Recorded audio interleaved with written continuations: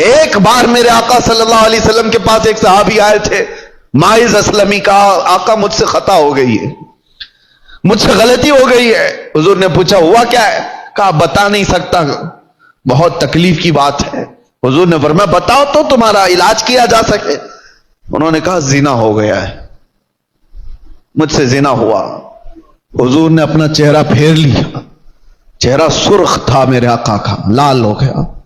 کہا جاؤ تم۔ وہ صحابی دھاڑے مار کر کے رونے لگ گئے، تجھ سے جو منہ چھپاؤں تو کروں کس کے سامنے، میں جاؤں تو پھر کہاں جاؤں۔ نبی پاک صلی اللہ تعالی علیہ وسلم نے ان کو کھڑا کر کے پوچھا ہوش میں کہہ رہے ہو؟ انہوں نے کہا ہاں میں ہوش میں کہہ رہا ہوں، ہو گئی مجھ سے خطا۔ حضور نے فرمایا کیا تجھے پتا ہے اسلام میں سزا کیا ہے اس کی؟ پتھروں سے مار کر ہلاک کر دیا جائے گا۔ انہوں نے کہا ہاں یا رسول اللہ پتا ہے مجھے۔ پھر بھی کہہ رہے ہو؟ کہا ہاں، اس آخرت کی سزا سے تو بہتر ہے کہ آپ مجھے دنیا میں پاک کریں۔ 3 مرتبہ پوچھنے کے بعد بھی جب انہوں نے کہا کہ ہاں مجھ سے خطا ہو گئی، تو حضور نے صحابہ سے کہا جاؤ یہ اقبالی مجرم انہیں لے جاؤ جبل انم، ایک پہاڑی مدینے میں، وہاں پر صحابہ لے کر کے گئے، اوپر سے ان کو پتھروں کی بارش کی گئی، وہ قتل ہو گئے، ان کا انتقال ہو گیا۔ یہ اسلام میں زنا پر سب سے بڑی سزا دی گئی۔ وہ صحابی تھے، خطا ہوئی تو نبی پاک صلی اللہ تعالی علیہ وسلم نے دنیا میں پاک کرنے کا طریقہ یہ بتایا، اور یہاں پر حالات ایسے آ گئے کہ لوگ اس کو اتنے ہلکے میں لے لیے۔ پھر مجھے وہ حدیث یاد آتی ہے، حضور نے فرمایا تھا قیامت کے قریب زنا اتنا عام ہو جائے گا کہ انسان ایسے جوڑا کھائیں گے جیسے گدھے اور کتے راستوں پر جوڑا کھاتے ہیں۔ ان کے درمیان یہ سب کامن سی چیز ہو گئی، نارمل بن گیا ہے، لوگ بیٹھ کر کے حل کر رہے ہیں، ہمیں تو رونگٹے کھڑے ہوتے ہیں۔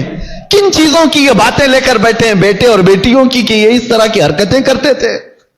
معاذ اللہ رب العالمین۔ ایک بات یاد رکھو، پورے معاشرے میں، محلے میں ایک جگہ کوئی زنا کرتا ہے تو پورے محلے کی برکت ختم کر دی جاتی ہے۔ ناسور ہے وہ کینسر کی طرح، کینسر کی پھوڑی جس طرح پورے جسم میں زہر پیدا کرتی ہے، ایک بے حیائی اور بدکاری والا نوجوان پورے معاشرے کے اندر وہ ناسور بن کر زہر پھیلاتا ہے۔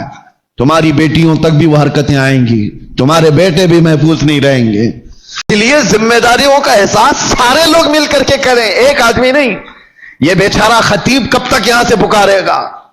ایک کوئی مبلغ کب تک اصلاح کرے گا؟ ہر ایک کی ذمہ داری ہے۔ آج غلطی کس کی ہے پتا ہے؟ پورے محلے میں 5% یا 10% جواری ہوتے ہیں، 5% سے بھی کم ہوتے ہیں جواری اور سود خور یا شرابی یا زانی۔